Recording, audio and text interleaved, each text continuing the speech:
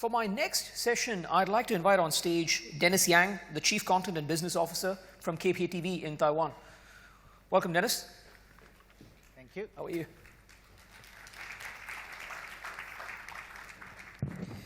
So, Dennis, this is also your first time at APOS? Yes, this is actually my first time to Bali. Oh, brilliant. Have you been gathering any of the sites or? Not really. Not yet. Yeah. Okay. Someone invited me to swim naked last night, but I refused. Oh, wow. Okay. Right. So I wasn't sure how to react to that. What am I supposed to say? This wasn't in the script. Okay. The first thing I would say, "Dageho." So this is the first thing you say in Taiwan. Well, when you meet someone, it means that hi everybody. Hello to you too. So Dennis, tell me a bit more about KKTV, because a lot of us are familiar with KKBox, the music service, yes. which it's a sister company. It's a parent. Yeah, it's parent company. And there's a fair amount of investment from Sumitomo, from GIC out of Singapore. Yep. So tell us a bit more about the origins and what KKTV is all about. Okay. So we start from KKBox is a music streaming company. We start like 14 years ago, streaming to PC. Right. Streaming music to PC at that time. So and then 2.5 years ago, we decided the next move is going into video. Mm-hmm. So what we are doing in KKTV, we're always thinking about how we can grab that synergy, how we can create that synergy between KKTV and KKBox. For example, like we have live streaming Korean music shows. Mm-hmm. So we license from CJ, and then we stream it without any subtitle.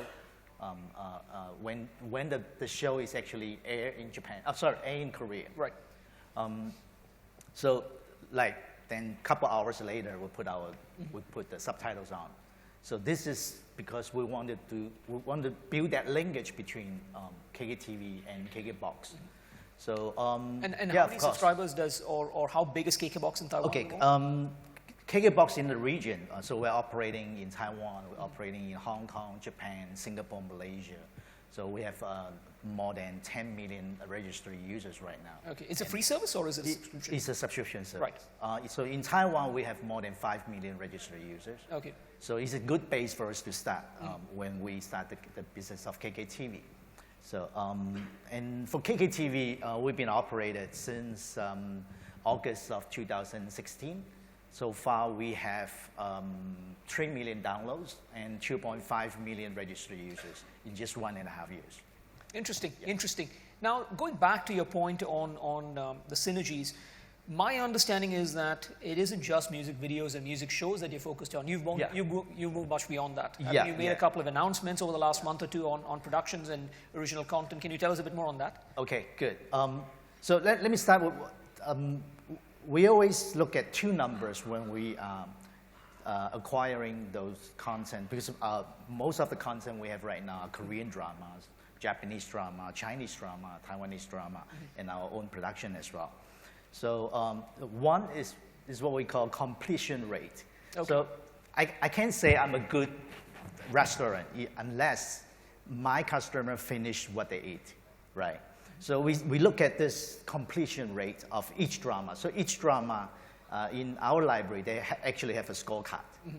So we look at it, say, so that number range from as low as 20%, as high as 80%. Right. So that means that how many people actually complete that season from episode 1 to the last episode. So this is the number that we keep tracking on. And the second number that we keep tracking on is the conversion. How many users actually convert from free user, because we offer 3 days for free. Mm-hmm. And then if you still not want to pay, there is a freemium model with advertisement. So we look at each title, how many users actually convert.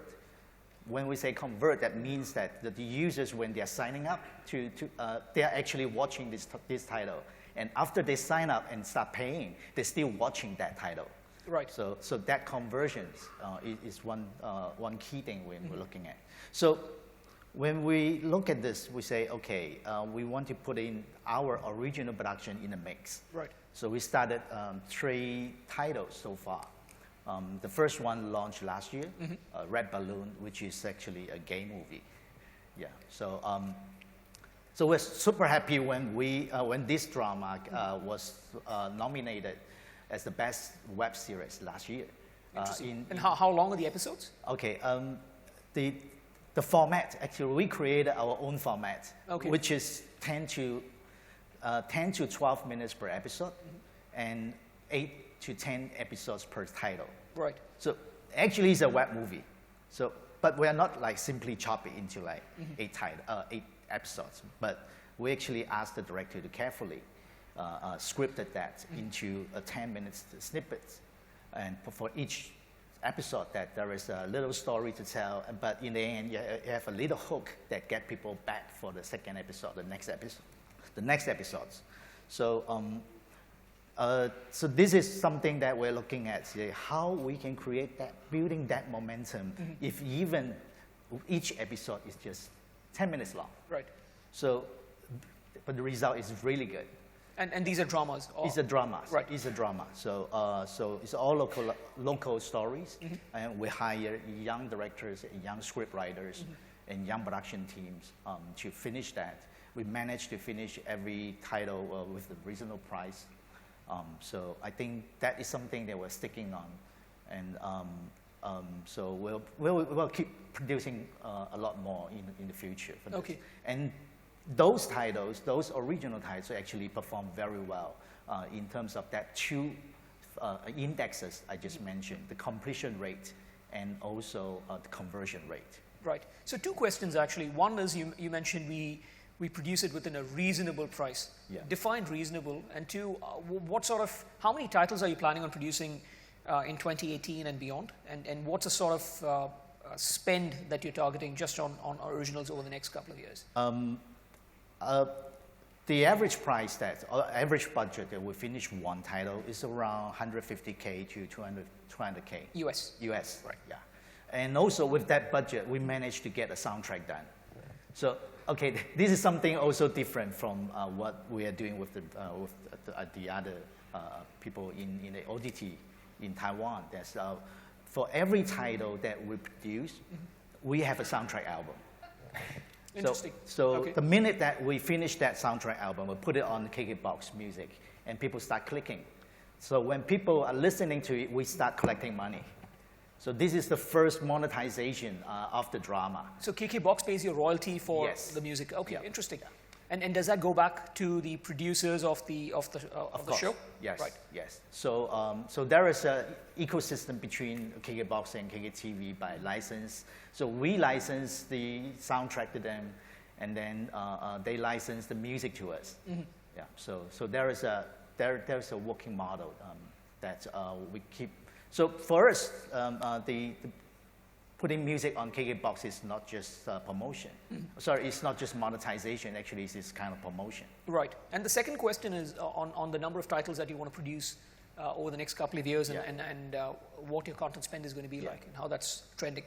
We're planning to produce at least 10 to 15 per year in the next 3 years. Right. Yeah. Understood.